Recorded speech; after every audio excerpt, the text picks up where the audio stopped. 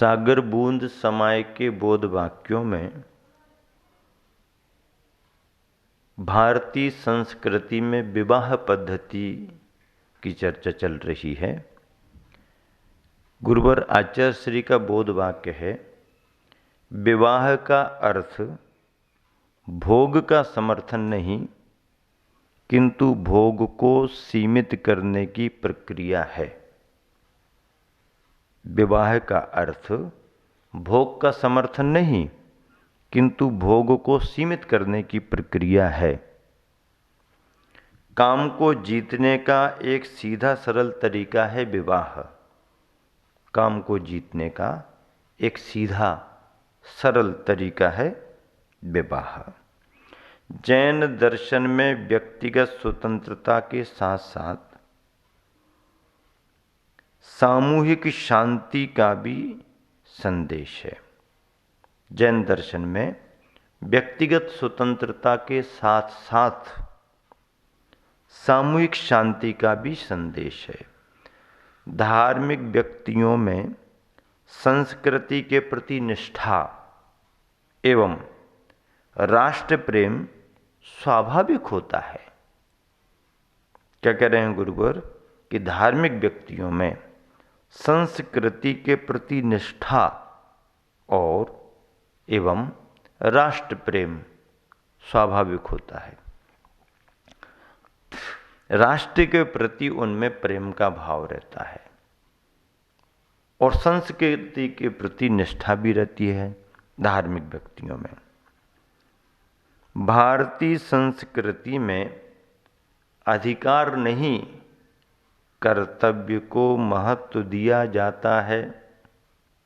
भारतीय संस्कृति में अधिकार को नहीं कर्तव्य को महत्व दिया जाता है। यहाँ कर्तव्य पालन करने वाले को अधिकार स्वतः मिल जाते हैं। क्या कहा? यहाँ कर्तव्य पालन करने वाले को अधिकार स्वतः मिल जाते हैं। भारत में तिथियों की नहीं अतिथियों की पूजा होती है। क्या बात है! भारत में तिथियों की नहीं अतिथियों की पूजा होती है। यह बात पृथक है कि उन अतिथियों के सानिध्य से तिथियों में भी पूज्यता आ जाती है। यह बात अलग है कि अतिथियों के माध्यम से अतिथियों के सानिध्य से उन तिथियों में भी पूज्यता आ जाती है। तिथियां पूज्य नहीं हैं। अतिथियों के कोई संदर्भ जुड़ जाएं, उनके सानिध्य के संदर्भ यदि जुड़ जाएं तो तिथियां भी पूज्य हो जाती हैं। वैशाख शुक्ल तृतीया ठीक है, सामान्य तिथि थी, लेकिन इतना महत्व क्यों बढ़ गया? क्योंकि युग के आदि में वैशाख शुक्ल तृतीया की तिथि में युगादि पुरुष मुनिराज आदिनाथ भगवान की प्रथम पारणा संपन्न हुई।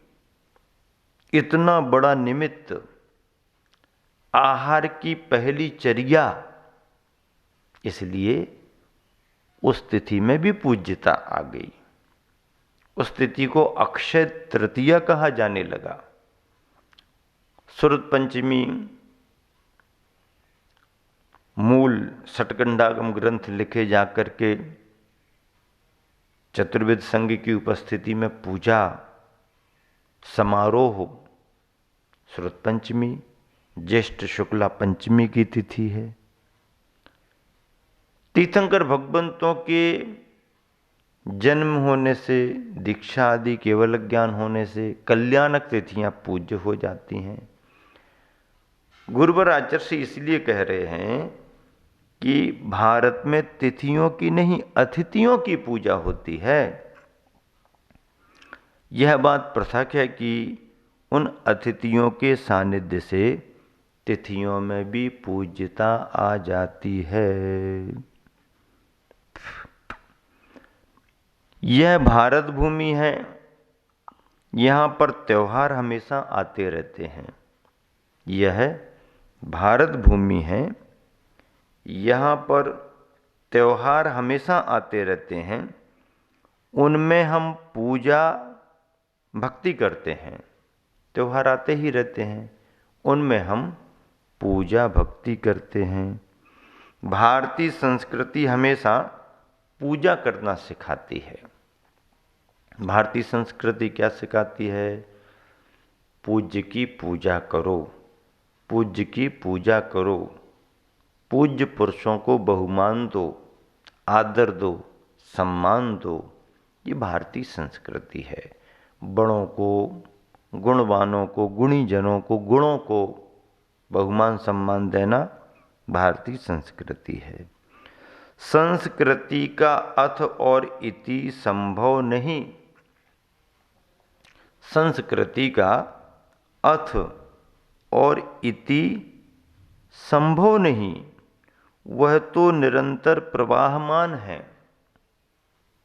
अथ और इति भारतीय संस्कृति या कहें संस्कृति की संभव नहीं, वह तो निरंतर प्रवहमान है, बढ़ रही है, बढ़ रही है। सभ्यता और समाज में परिवर्तन आते रहते हैं, यह बात पृथक है। सभ्यता और समाज में परिवर्तन आते रहते हैं, यह बात पृथक है। परिवर्तन तो होता रहता है, बदलाव आते रहते हैं, सभ्यताएं बदलती रहती हैं, समाज के स्वरूप बदलते रहते हैं, सामाजिक व्यवस्थाएं बदलती रहती हैं, ये बात अलग है। लेकिन संस्कृति का प्रवाह अनादि से है, निरंतर आगे बढ़ता रहेगा। अथ और इति इसमें संभव नहीं है। आचार विचार के रूप में आज जो भारतीय संस्कृति प्रवर्तित है, आचार विचार के रूप में आज जो भारतीय संस्कृति प्रवर्तित है, उसका आधार श्रमण और वैदिक परंपरा ही है। श्रमण परंपरा और वैदिक परंपरा ही है। श्रमण संस्कृति श्रम पुरुषार्थ, शमन और समता पर जोर देती है। क्या कह रहे गुरुवर? श्रमण संस्कृति श्रम पुरुषार्थ, शमन और समता पर जोर देती है। समता, शमन, श्रम, पुरुषार्थ, इन पर जोर देती है, क्योंकि श्रमण शब्द ही श्रम को लेकर के बना है।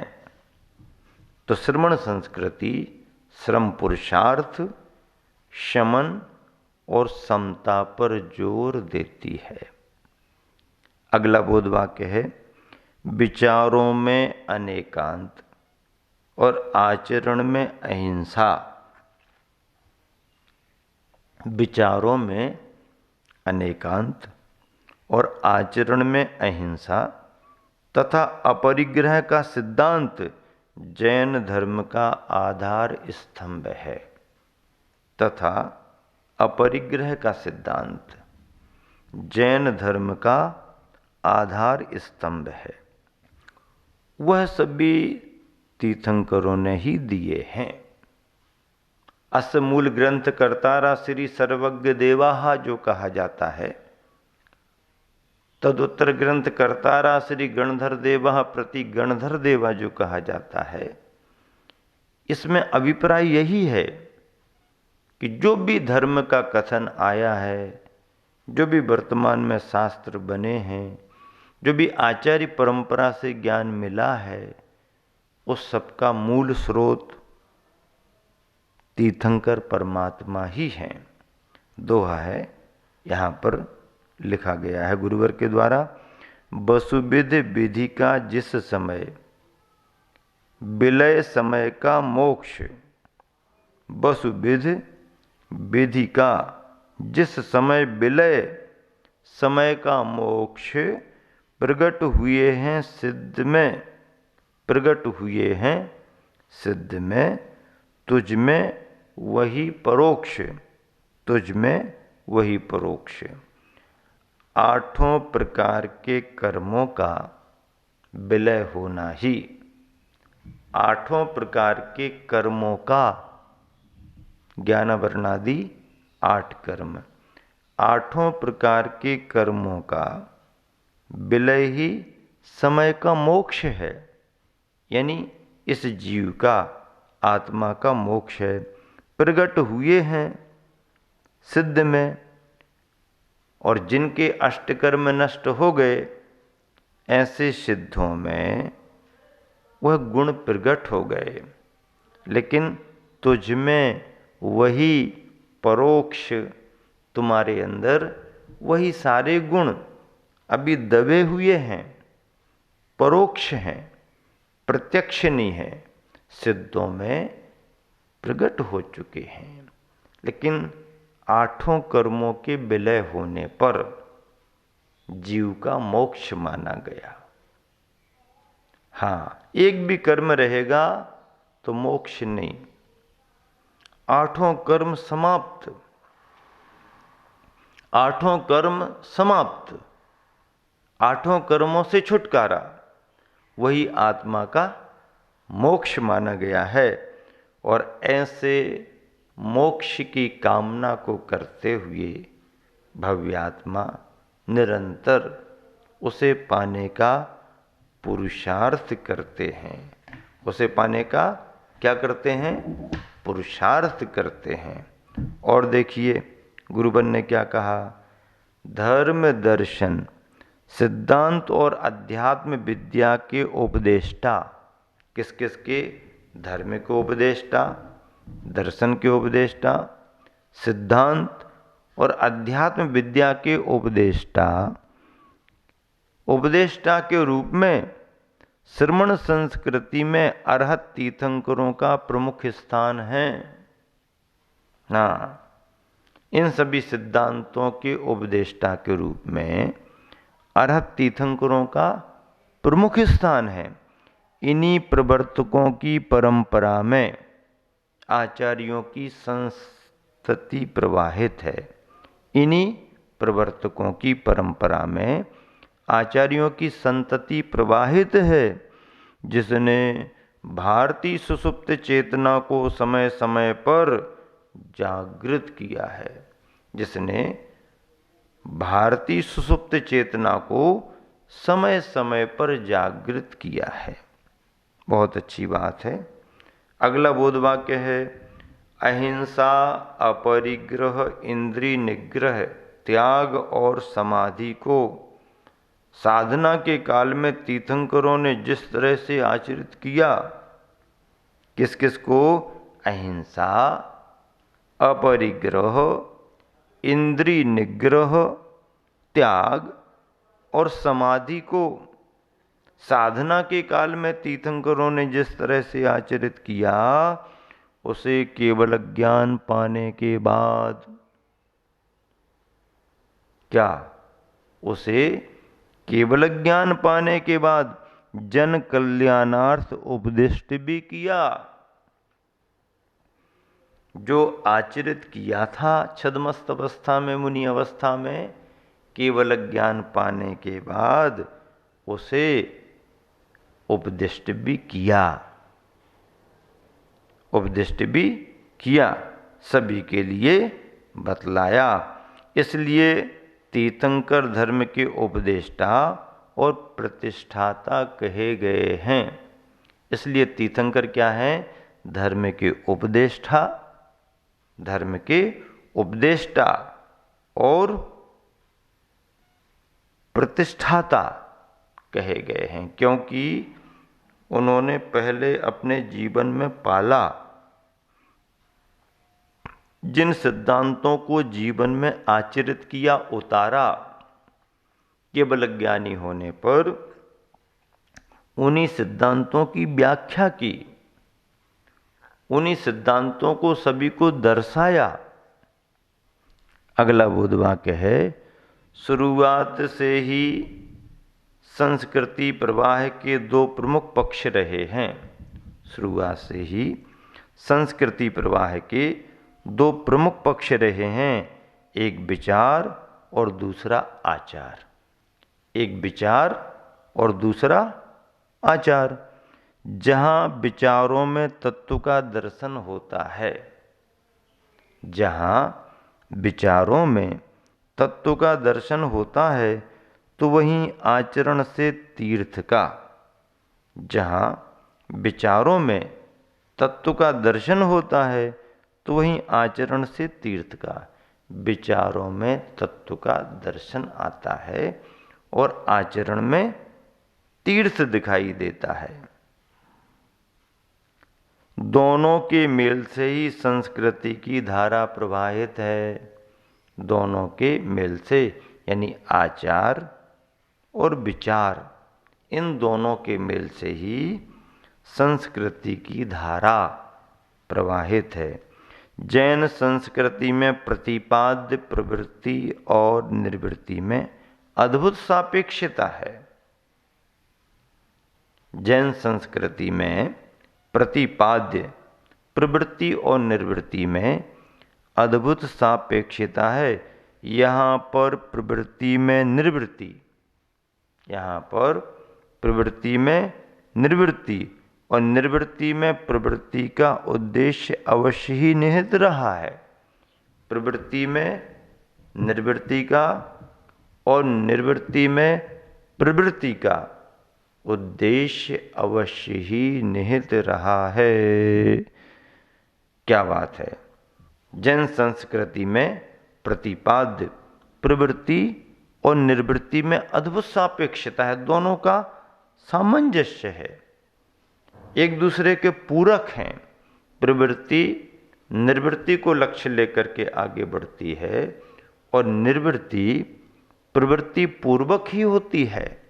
दोनों में अद्भुत सापेक्षता है। यहाँ पर प्रवृत्ति में निर्वृत्ति और निर्वृत्ति में प्रवृत्ति का उद्देश्य अवश्य ही निहित रहा है। उद्देश्य दोनों का है। प्रवृत्ति की जा रही है तो लक्ष्य में निर्वृत्ति पाना है। निर्वृत्ति में आए हुए हैं तो प्रवृत्ति सापेक्ष ही हमारी निर्वृत्ति पल पाएगी, क्योंकि प्रवृत्ति का अभाव लंबे समय तक निर्वृत्ति में नहीं रख पाता है। इसलिए प्रवृत्ति और निर्वृत्ति दोनों में सापेक्षता रही है और इन दोनों की सापेक्षता ही मोक्ष मार्ग में साधक के लिए आगे बढ़ाती है। सभी साधक निरंतर इसी तरह के प्रवृत्ति और निर्वृत्ति सापेक्ष अपने मोक्ष मार्ग को आगे बढ़ाते रहें। इसी शुभ भावना से विराम देता हूँ। महावीर।